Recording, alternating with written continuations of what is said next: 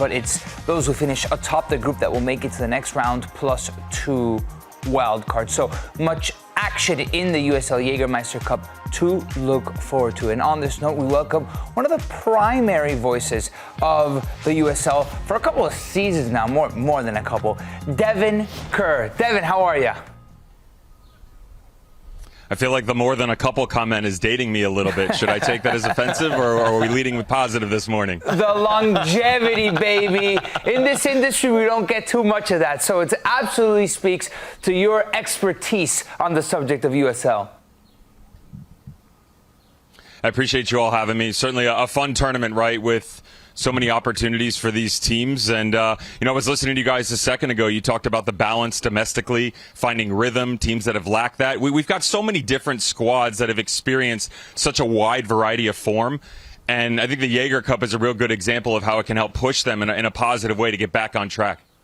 Devon, I mean, this is an expanded format, and there's some familiar names that you and I both know from USL Championship and some new faces that are up and coming in USL League One. Who are some teams we should keep an eye out for, and our viewers as well, in this final day? My favorite thing about this tournament is opportunity. So understand that coming into the final day, there's still so much available to so many different teams. 38 teams entered into this competition between the two different levels. 24 teams still have an opportunity to progress. So there are a couple of different ones that you want to keep an eye on. I like Birmingham Legion. Mark Briggs has come in after Tom Sone's departure. He's stabilized the back line, and over the past couple of games, they've started to figure it out offensively. They play a little bit more wide open, have conceded some possession, but most importantly, created balance and finding goals. Sacramento Republic, Mark Briggs' old club, Neil Collins has come in, and you're looking at, for me, one of the best teams in the championship that is really starting to hit their form. Now, what's going to end up for them is, what does it look like if they end up being the group winner? Do they have to go on the road? They've struggled a little bit on the road, but still a really good team that, again, attacking-wise, very similar in conversation to the Birmingham Legion, have started to find real rhythm. Rhode Island FC, and it's convenient that it just so happens to be the backdrop behind me. They're an interesting one because the team that was the talk of the town last year, in their first year, one of only 2 teams ever to make a run to the title game in their inaugural season, falling just short, they have really struggled for results in USL Championship play. But they're near perfect when it comes to Jägermeister Cup. And I think that's what I was talking about earlier, where teams that are trying to find a little bit of form, incorporate new players into their system, rotation based upon congestion, they've really benefited from that, and they have an opportunity to come out as a group winner and host a first-round game. Hey, Devon, a lot of USL Championship power in this Jägermeister Cup, but how has the tournament overall helped the growth of USL completely? Great question. I would say that, to me, opportunity is probably the word here, right? And it expands itself in a couple of different ways. Number one is within the group. So we talked about squad rotation, fine, but I would lean on Open Cup in the past of what we've seen, where teams facing off against unfamiliar competition, getting an idea tactically of what other coaches are doing, what those players are capable of, which leads into scouting. There are a bunch of teams in talks right now behind the scenes about lower, if you talk about USL Championship to League One competition, that they're looking at some of the players they face, and they're interested about possibly making transfers. Opportunity, though, biggest in terms of growth for USL HQ, the umbrella altogether. You're talking about a competition that starts to broaden the image of the league. So there's the Jägermeister Cup, absolutely, but people get a glimpse of the cup itself and then say, oh, well, what's League One? And become interested there. The USL Championship, where does that fall into the soccer pyramid within this country? And then their mind starts to wander a little bit further. And selfishly, you hope is that long-term, all of these teams are benefiting from these people that show interest and say, you know what? When I go to Portland, I want to go to a Hearts and Main game. Whether Jägermeister Cup related or not, domestically in USL League One, this is about interest and growth of an overall brand, and so far, they've done very well for themselves. Or an FC Naples game, Ooh, right? Coming soon, yeah. we love a good FC Naples game. I want to go to the game coming soon. You're more than welcome. No, Devon, there's nothing like an upset in cup competition. It doesn't matter if it's the Jägermeister Cup, the FA Cup, all around the world we tune in for upsets. Can we see, in your opinion, a potential upset before the quarterfinal action picks up on the final match day? But certainly that's the brilliance, the opportunity where there's the buzz one again, right, of what could be the 24 teams out of 38.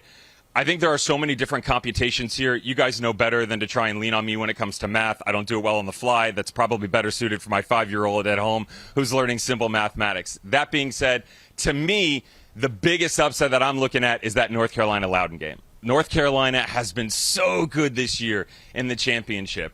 They have been incredibly disciplined. They're well organized. John Bradford has allowed this team to really start to express themselves on the attacking end, and they're getting healthy. Loudoun, under Ryan Martin, they finally stabilized from an ownership standpoint.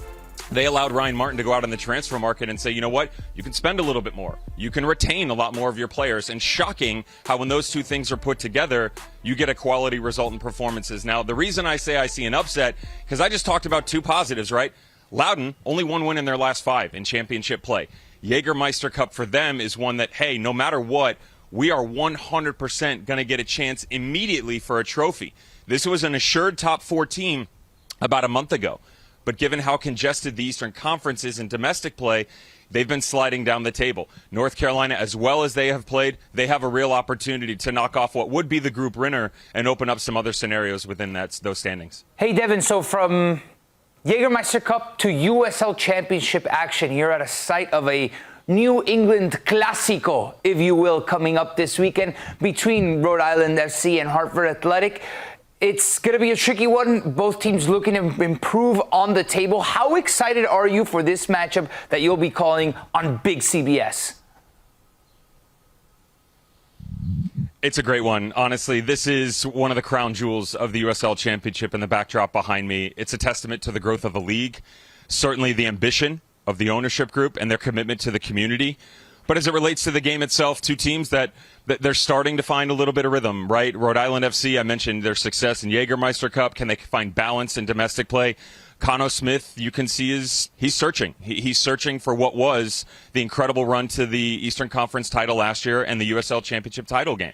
Hartford Athletic and Brendan Burke, he did it with the Philadelphia Union organization as the head coach of Bethlehem Steel. He did it for Colorado Springs, who laid the blueprint for the path to the title winners championship last year.